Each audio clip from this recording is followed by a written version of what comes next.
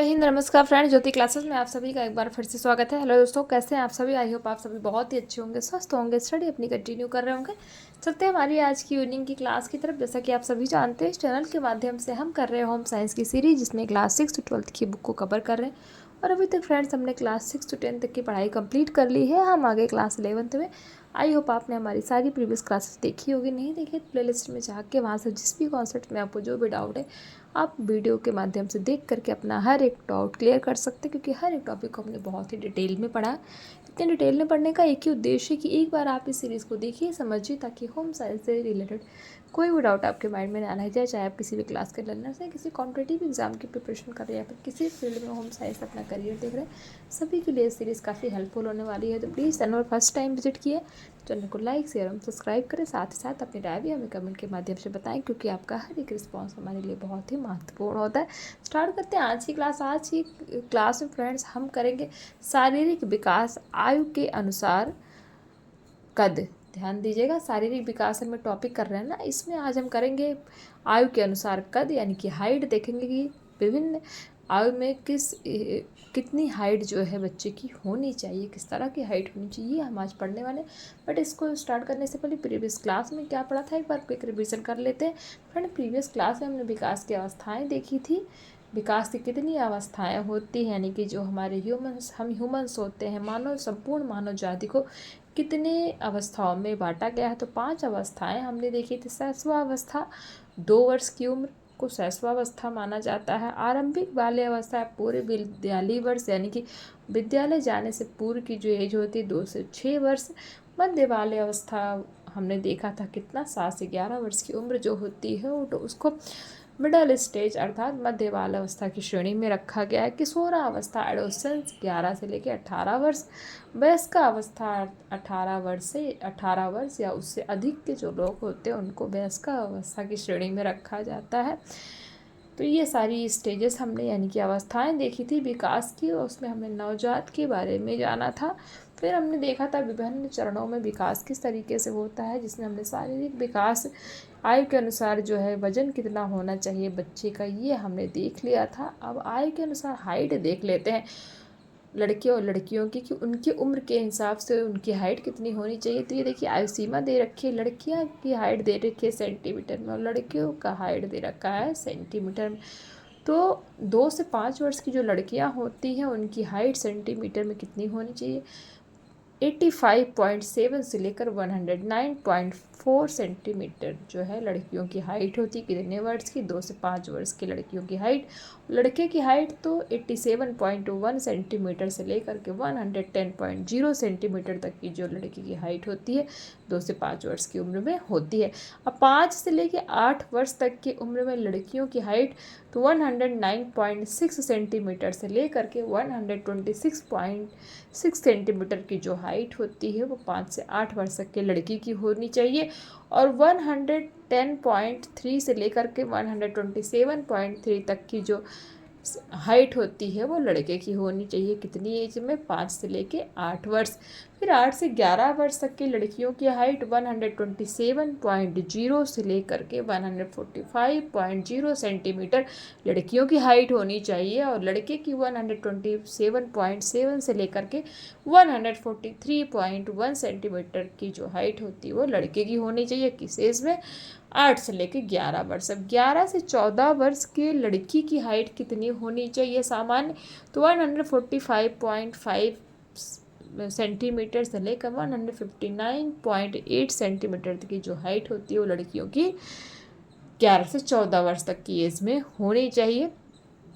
और लड़के की 143.6 सेंटीमीटर से लेकर के 163.2 सेंटीमीटर की जो हाइट होती है लड़कों की होनी चाहिए 11 से 14 वर्ष की। अब 14 से 17 वर्ष, यानी कि 14 to 17 वर्ष में लड़कियों की हाइट देख लेते हैं। तो फ्रेंड, 14 से 17 वर्ष तक की लड़कियों की हाइट कितनी होनी चाहिए? 160.0 सेंटीमीटर से लेकर के 162.9 सेंटीमीटर तक लड़कियों की हाइट होनी चाहिए। और लड़कों की तो 163.7 सेंटीमीटर से लेकर के 175.2 सेंटीमीटर तक। अब 17 to 19 वर्ष, यानी कि 17 से 19 वर्ष के लड़की की हाइट देखते हैं। तो फ्रेंड्स, अगर लड़कियां 17 से 19 वर्ष की हाइट है 17 से 19 वर्ष की हैं तो उनकी हाइट कितनी होनी चाहिए? 162.9 सेंटीमीटर से लेकर के 163.2, और लड़के की 175.3 सेंटीमीटर से लेकर के 176.5 सेंटीमीटर की जो लड़के की हाइट है वो 17 से 19 वर्ष की एज में होना चाहिए। तो आयु के अनुसार हमने हाइट यानी कि कद देख लिया कितना होना चाहिए लड़के और लड़की की। तो इस जो है चार्ट के माध्यम से आपको पता लग गया होगा। इसका आप चाहे स्क्रीनशॉट ले लें, बहुत ही इंपॉर्टेंट क्वेश्चन पूछा जाता है एग्जाम में, इसका आप स्क्रीनशॉट लेके रख लीजिए।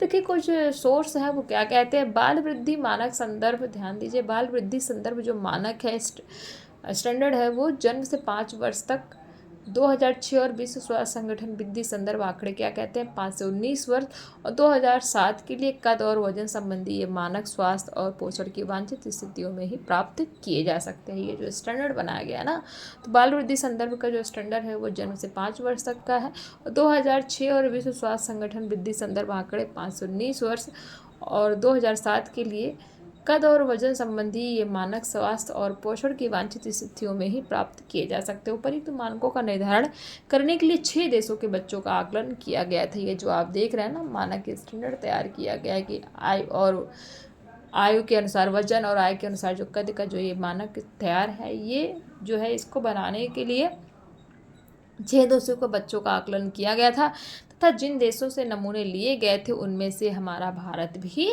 एक था। अब ये देख लेते हैं क्रियात्मक विकास। क्रियात्मक विकास क्या है? तो क्रियात्मक विकास से तात्पर्य बालकों में उनकी मांसपेशियों तथा तंत्रिका के द्वारा अपने शारीरिक क्रियाओं पर पूर्ण नियंत्रण प्राप्त करने से होता है। सूक्ष्म क्रियात्मक विकास अर्थात ग्रॉस मोटर डेवलपमेंट सूक्ष्म क्रियात्मक विकास से पहले होता है, यानी कि जो ग्रॉस मोटर डेवलपमेंट होता है वो क्या होता है? क्रियात्मक विकास से पहले होता है। जैसे बच्चा हाथों और पैरों का प्रयोग करना पहले सीखता है, जबकि एक हाथ में गिलास पकड़ना बाद में सीखता है। इस विकास में प्रत्येक उपलब्धि किसी विशेष महीने में न होकर कुछ आयु सीमा में प्राप्त की जाती है। इसका आशय यह है कि बच्चों की विकास दर में अंतर होता है, यानी कि हर बच्चे की जो वृद्धि है वो अलग अलग होती है। इस प्रकार किसी विशेष उपलब्धि की प्राप्ति के लिए किसी विशेष माह का निर्धारण नहीं किया जा सकता। यदि कोई बच्चा प्रत्याशित आयु सीमा में एक से अधिक उपलब्धि प्राप्त नहीं कर पाता है तो यह चिंताजनक विषय है। अब क्रियात्मक विकास की उपलब्धियां देख लेते हैं आयु के अनुसार, और उपलब्धि क्या है? तो जन्म से लेकर 3 महीने तक का जो बच्चा होता है वो क्या, उसकी उपलब्धि क्या है, यानी कि वो क्या करना सीख जाता है? सिर को उठाना और उठाए रखना। नवजात जो होता है, नवजात शिशु अपने सिर को थोड़ा सा इधर उधर हिला सकते हैं। 1 महीने का जो बच्चा होता है वे अपना सिर उठा सकते हैं। 2 महीने का बच्चा वे पेट के बल लेटे हुए अपनी छाती को ऊपर उठा सकते हैं, यानी कि अधोमुखी स्थिति में। 3 महीने का जो बच्चा होता है वह शिशु अपना सिर उठाकर टिकाना शुरू कर देता है, यानी कि जब बच्चा 3 महीने का हो जाता है तो अपने सर को ऊपर उठा करके उसको टिकाना शुरू कर देता है। और यह विकास में एक महत्वपूर्ण उपलब्धि है। यदि शिशु ऐसा 6 माह की आयु तक भी करने में असमर्थ रहता है तो यह दर्शाता है कि विकास में विलंब हो रहा है, यानी कि जो 3 महीने का बच्चा है वो अपना सर उठा करके उसको स्थिर रखना प्रारंभ कर देता है। यदि 6 महीने का भी अगर बच्चा हो गया और वो यह क्रिया नहीं कर पा रहा है तो यह माना जाता है कि विकास जो है बहुत विलंब हो रहा है, अर्थात बहुत धीरे धीरे हो रहा है। 4 से 6 महीने का जो बच्चा है उसकी क्या उपलब्धता है? तो फ्रेंड्स वह पीठ से पेट के बल तथा पेट से पीठ के बल उल्टा सीधा हो सकता है। 4 से 6 महीने का बच्चा। 6 से 8 महीने का बच्चा वह किसी बड़े व्यक्ति वयस्क की सहायता से अथवा सहारा देने वाली पट्टी के सहयोग से बैठ सकता है, बिना सहायता के बैठ सकता है। अगर बच्चा 6 से लेकर 8 महीने तक का जो बच्चा होता है वो उसकी बात हम कर रहे हैं। अब जब बच्चा 8 से 9 महीने में प्रवेश करता है तो रेंगना घुटनों के बल चलना, यद्यपि कुछ बच्चे रेंगते घुटनों के बल नहीं चलते तथा बैठना सीखने के पश्चात सीधे खड़ा होना सीख लेते हैं। किसी के सहारे खड़ा होना अथवा किसी चीज़ को पकड़कर खड़ा होना। 10 से 11 महीने का बच्चा बैठने की स्थिति से उठकर खड़ा हो जाता है। जब बच्चा 11 महीने का 10 से लेकर 11 महीने के बीच का होता है तो वह बैठने के साथ साथ अपने आप को खड़ा होना भी सीख जाता है। थोड़े से समय के लिए अपने आप स्वतंत्र रूप से वो खड़ा हो सकता है, फिर गिर जाता। देखे ना बच्चे खड़े होते हैं फिर जो है उसके बाद आप अपने आप ही वो गिर जाते हैं। तो ऐसा वो कब कर पाते हैं? 10 से लेकर 11 महीने की एज में। 12 से 18 महीने का बच्चा जब होता है तो वह चलना प्रारंभ कर देता है। आरंभ बच्चे की चाल असंतुलित होती है।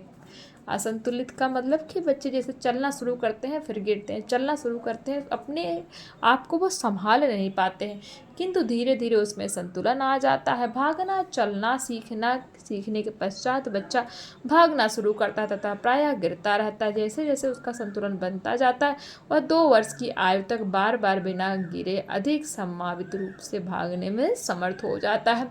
ये सब क्रियाएं कब वो प्रारंभ कर देता है? 12 से 18 महीने का जब बच्चा हो जाता है। अब 18 से 24 महीने का बच्चा किसी का हाथ पकड़कर दोनों पैर प्रत्येक सीढ़ी पर रखते हुए सीढ़ियां चढ़ने लगता है। यानी कि अगर कोई उसका हाथ पकड़ के उसको सीढ़ी चढ़ाए तो वो उसकी सहायता से सीढ़ी भी चढ़ने लगता है। कब? 18 से 24 महीने का बच्चा। अब 2 वर्ष में उल्टा चलना, फिसल कर नीचे खिसकना, सीढ़ी पर चढ़ना, ये सब करता है। किसी कम ऊंचाई वाले चबूतरे से दोनों पैरों के सहारे नीचे वो छलांग लगाना भी 2 वर्ष की उम्र तक वो सीख जाता है। अब बच्चा जब 3 वर्ष का होता है तो एक पैर पर संतुलन करना, बड़ी गेंद को ठोकर मारना भी यानी कि किक मारने भी लगता है 3 वर्ष का बच्चा। 3 से 4 वर्ष का जो बच्चा होता है वयस्कों की भांति एक पैर रख कर किसी सहारे को पकड़कर सीढ़ी पर ऊपर की ओर चढ़ सकता है। 5 वर्ष की उम्र में उछल कूद करना तथा 3 पहिया साइकिल को पैडल मारकर चलाना वो 5 वर्ष की उम्र में सीख जाता। 6 वर्ष का बच्चा भली भांति समन्वित ढंग से कूदना, छलांग लगाना सीख जाता है। 7 वर्ष का जो बच्चा होता है उसमें संतुलन बनाना तथा 2 पहिया साइकिल को पैडल मारकर चलाना प्रारंभ कर देता है। वो कब? 7 वर्ष की उम्र में। 8 से 10 वर्ष का बच्चा जब हो जाता है तो उसमें संतुलन, समन्वय तथा शक्ति आ जाती है, जो विभिन्न खेलों तथा जिम्नास्टिक्स में बच्चों को प्रतियोगिता हेतु सक्षम बनाती है। तो ये हमने देखा 8 से लेकर 10 वर्ष तक के जो बच्चे होते हैं वो कौन कौन सी उपलब्धता प्राप्त कर लेते हैं अपनी उम्र के हिसाब से। आई होप इस चार्ट के माध्यम से आपको समझ में आया होगा। अब देख लेते हैं भाषा का विकास। भाषा विकास एक ऐसी प्रक्रिया है जो मानव जीवन में बहुत पहले प्रारंभ हो जाती है। ध्यान दीजिएगा, भाषा विकास एक ऐसी प्रक्रिया है जो मानव जीवन में बहुत पहले प्रारंभ हो जाती है। मानव के अतिरिक्त अन्य प्रजातियों में भी संप्रेषण की प्रणालियाँ होती है। मानव को छोड़कर अन्य किसी प्रजातियों की संपूर्ण संचार प्रणाली अंतर्जात होती है। इसका अर्थ यह है कि अंतर्जात का अर्थ क्या है? तो अंतर्जात का अर्थ यह है कि इनकी संचार प्रणाली में अनुभव का कोई प्रभाव नहीं होता। नवजात बिना किसी भाषा के जन्म लेता है, किंतु मात्र 10 महीने में ही बोली गई बातों को अन्य ध्वनियों से अलग करने में सक्षम हो जाता है। यानी कि जब बच्चा जन्म लेता है तो वो कोई भी भाषा नहीं जानता है। शिशु की भाषा अधिगम परिवेश से प्रभावित होती है तथा मानव अनगिनत संख्या में मूल वाक्य का उच्चारण कर सकता है। मूल से तात्पर्य है कि यह वाक्य नकल द्वारा अर्जित नहीं किए जाते बल्कि व्यक्ति द्वारा स्वयं उच्चारित किए जाते हैं। बच्चा जब जीवन के प्रथम वर्ष में बोलने में असमर्थ होता है तो रोना, कूकना तथा कुलबुलाना बोलने जैसे पहले की ध्वनियाँ कहलाती हैं। यानी कि बच्चा बोलने से पहले क्या करता है? वो रोता है, कूकता है और कुलबुलाता है। तो ये जो है बोलने से पहले इन सारी ध्वनियों का वो प्रयोग करता है। प्रथम वर्ष के अंत में बच्चा प्रथम शब्द सीखता है। यानी कि जब बच्चा 1 साल का पूरा हो जाता है तो प्रथम शब्द सीखता है। तो उसके पश्चात उसमें भाषा का तीव्रता से विकास होता तथा किशोरावस्था तक भाषा को परिशुद्ध रूप से बोल सकने की क्षमता विकसित हो जाती है। बच्चों में अभिव्यक्ति भाषा से पहले चीज़ों और स्थितियों की बोध की क्षमता पैदा हो जाती है। भाषा विकास की अवस्थाएं। तो भाषा विकास की अवस्थाएं निम्नलिखित है। नंबर 1 रोना यानी कि क्राइंग। यह बच्चों के संप्रेषण अर्थात कम्युनिकेशन का पहला स्वरूप, यानी कि बच्चे का बातचीत करने का सबसे पहला स्वरूप क्या है? रोना। यह बच्चों में जन्मजात ही शुरू हो जाता है। जैसे बच्चा जन्म लेता है वैसे ही रोना प्रारंभ कर देता है, जिसके द्वारा बच्चा अपने देखभाल करने वालों को अपनी तरफ आकर्षित करता है। बच्चों का रोना उनके भूख, पीड़ा आदि का इशारा होता है। पहले भी हम पढ़ चुके हैं रोना के बारे में। दूसरा है कूकू करना। दूसरे माह तक बच्चे कूकू करना शुरू कर देते हैं। यह अंतर्जात किस्म की आवाज़ होती, जैसे आ ऊ वाले संकेत बिंदु। जब बच्चा कूकू करता है तो ऐसा लगता है जैसे वह अपनी देखभाल करने वालों से बात कर रहा है। तीसरा है तुलाना व्यंजन। बच्चा 6 महीने का होने पर तुतलाने लगता है। उसके अंतर्गत शिशु द्वारा दादा, पापा, मामा जैसी ध्वनियाँ निकाली जाती हैं। तुतलाना मानव भाषा की तरह प्रतीत होता है। शिशु सभी मानव भाषाओं में निहित सभी ध्वनियाँ निकालने में सक्षम होता है। 1 वर्ष के होते होते बच्चा कुछ शब्दों का आसानी से प्रयोग करना सीख लेता है तथा 2 वर्ष होते होते बच्चा 250 शब्द तक सीख लेता है। ध्यान दीजिएगा, जब बच्चा 2 वर्ष का हो जाता है तो 2 वर्ष का होते होते उसके पास 250 शब्द की डिक्शनरी हो जाती है, यानी कि 250 शब्द वो सीख लेता है। इस तरह बच्चा प्रत्येक वर्ष सैकड़ों शब्द को सीखता जाता है। बच्चे को एक शब्द या 2 शब्दों के उच्चारण की एक रुचिकर विशिष्टता यह है कि वह संक्षिप्त शब्द का संपूर्ण अर्थों की अभिव्यक्ति करते हैं जो पूर्ण है और वाक्यों में निहित होते हैं। इस प्रकार बच्चा माँ को देखते ही माँ का उच्चारण करता है। बच्चों के 4 वर्ष पूरे होने तक भाषा काफ़ी सुव्यवस्थित हो जाती है तथा बच्चा लंबी बातचीत करने में सक्षम हो जाता है। 6 वर्ष की आयु तक बच्चों को 10,000 शब्दों का ज्ञान होता है। ध्यान दीजिएगा, जो है 2 वर्ष का बच्चे के पास कितने शब्द होते हैं? 250 शब्द वो सीख लेता है। बट 6 वर्ष का होते होते बच्चे के पास 10,000 शब्दों का ज्ञान हो जाता है। 7 से 9 वर्ष की आयु तक बच्चा यह समझने लगता है कि एक शब्द के अनेक अर्थ हो सकते हैं। तो ये तो हमने देखा भाषा का विकास किस तरीके से होता है। अब हम देखते हैं सामाजिक भावनात्मक विकास। सामाजिक भावनात्मक विकास को निम्न प्रकार समझ सकते हैं। नंबर 1, आरंभिक संबंध तथा मनोभाव। ध्यान दीजिएगा, सामाजिक भावात्मक विकास के अंतर्गत क्या है? आरंभिक संबंध तथा मनोभाव। शिशु व उनकी देखभाल करने वालों के मध्य एक दूसरे के प्रति अत्यधिक लगाव होता है। ध्यान, जो बच्चा होता है और जो उनके माता पिता हैं वो दोनों के प्रति लगाव आपने देखा ही होगा कि अपनी हर एक बात को बताने के लिए जो बच्चा प्रयास करता है अपने माँ बाप से, तो दोनों के प्रति बहुत लगाव होता है क्योंकि शिशु पहले ही दिन से ऐसे व्यवहारों का प्रदर्शन करता है जो देख रेख करने को सामाजिक तथा भावनात्मक अनुक्रिया के लिए प्रेरित करता है। साथ ही वयस्क भी ऐसे व्यवहार प्रदर्शित करता है जिनसे शिशु उनकी ओर आकर्षित होता है। इसे निम्न प्रकार समझ सकते हैं। अपनत्व की भावना का विकास में नंबर 1 देते हैं। देखभाल करने वाले व्यक्तियों के साथ उनका काफ़ी शारीरिक संपर्क होता है। किसका? बच्चे का। शिशुओं को शारीरिक संपर्क की अंतर्जात आवश्यकता होती है तथा जब देखभाल करने वाले बच्चे को उठाते हैं तो वे बच्चे की आवश्यकता की पूर्ति करते हैं। नंबर 2, वयस्कों द्वारा बातचीत में उस भाषा का प्रयोग किया जाता है जो बच्चों को आसानी से समझ में आ जाए। इसे मदरीज अर्थात मदर ईव्स कहा जाता है। इसमें छोटे व सरल वाक्य आवाज़ में परिवर्तन करना आदि शामिल है। नंबर 3, व्यक्ति शिशु को देखकर मुस्कुराता है और शिशु व्यक्ति को देखकर मुस्कुराता है तथा कू की ध्वनि निकालता है व तुतलाता है। नंबर 4, शिशु को अपनी देखभाल करने वालों के साथ एक प्रकार का संचार संबंध स्थापित हो जाता है। नंबर 5 है, शिशु और देखभाल करने वाले आपस में एक दूसरे से खेलते हैं और दोनों एक दूसरे को समझते हैं। नंबर 6 है, देखभाल करने वाले शिशु के साथ थोड़ा बड़ा होने पर एक सरल खेल खेलते हैं। ध्यान दीजिए, जो देखभाल करने वाले लोग होते हैं जैसे घर के बड़े बुजुर्ग हो गए, उनके बच्चे के माँ बाप हो गए, वो थोड़ा बड़ा होने पर एक सरल खेल खेलते हैं जिसे आम बोलचाल की भाषा में लुका छिपी कहते हैं। सभी बच्चों के साथ लुका छिपी कहते हैं। नंबर 7 है, शिशु भी सामाजिक संपर्क बनाने के लिए व्यवहार का प्रयोग करते हैं। जब शिशु असहज होकर चिल्लाते हैं या रोते हैं तो उनकी देखभाल करने वाले उसके पास दौड़े चले जाते हैं। तो सभी व्यवहार दिन में अनेक बार किया जाता है, जैसे शिशु को नहलाते समय, कपड़े बदलते समय व खाना खिलाते समय। ये सारे ही बिहेवियर बच्चों के साथ किए जाते हैं। अब देख लेते हैं माता पिता के साथ संबंध। प्रायः देखा गया कि माता ही मुख्य रूप से बच्चे की देखभाल करती है, अतः शिशु का पहला लगाव माता के साथ ही होता है। माता के साथ शिशु का संबंध शिशु का पहला सामाजिक रिश्ता होता है। तो शिशु का सबसे पहला सामाजिक रिश्ता किसके साथ होता है? उसकी माँ के साथ। भारतीय परिवार में पिता ही घर के मुखिया होते हैं तथा घर की सभी जिम्मेदारियां उन पर होने के कारण वे अधिकांश समय घर से बाहर रहते हैं। इसके पश्चात भी बच्चे का अपने पिता के प्रति लगाव होता है। इसका मुख्य कारण पिता का बच्चे के प्रति स्नेहपूर्ण व्यवहार है। यही व्यवहार बच्चे को पिता की ओर आकर्षित करता है। यदि बच्चा डे केयर सेंटर पर जाता है जहां उसे गुणवत्तापूर्ण देखभाल मिलती है, इसमें सामाजिक संपर्क, खेल एवं आराम शामिल है, तो वह देखभाल करने वालों के साथ सकारात्मक संबंध बना लेता है। अब देख लेते हैं बाल मनोभाव क्या होता है। शोधकर्ताओं के बीच छोटे बच्चों द्वारा दिखाई जाने वाली भावनाओं के बारे में विवाद है क्योंकि किसी को भी बच्चे के चेहरे की अभिव्यक्ति एवं आंतरिक भावनाओं के बीच सही संबंध की जानकारी नहीं है।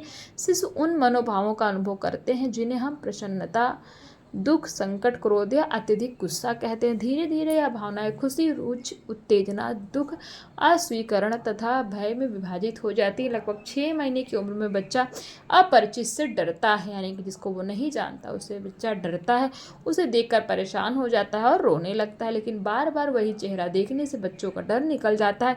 इसे अपरिचित को देखने पर होने वाली उत्सुकता कहा जाता है। यह भावना 8 से 12 महीने की उम्र के आसपास सर्वाधिक स्थिति में पहुंच जाती है, तब 15 से 18 महीने की उम्र में प्रायः विलुप्त होने लगती है। तो ये तो हमने बाल मनोभाव देखा। माता पिता द्वारा बच्चों के लालन पालन की विधियाँ, इस पॉइंट को फ्रेंड्स हम कवर करेंगे हमारी नेक्स्ट क्लास में, क्योंकि क्लास काफ़ी बड़ी हो जाएगी। आई होप जितना भी अभी तक हमने पढ़ा वो सारा ये कॉन्सेप्ट्स आपको क्लियर हुआ होगा, इंटरेस्टिंग है, पढ़ने में मज़ा भी आया होगा और बहुत इंपॉर्टेंट है। तो आज की क्लास को यहीं तक करते हैं, मिलते हैं हमारी नेक्स्ट क्लास में। आपको कोई भी डाउट है आप कमेंट के माध्यम से पूछ सकते हैं, आपके हर डाउट लेने का पूरा प्रयास किया जाएगा। तो मिलते हैं हमारी नेक्स्ट क्लास में, तब तक के लिए जय हिंद, नमस्कार। हंसते रहिए, मुस्कुराते रहिए, एक दूसरे की हेल्प करते रहिए। धन्यवाद।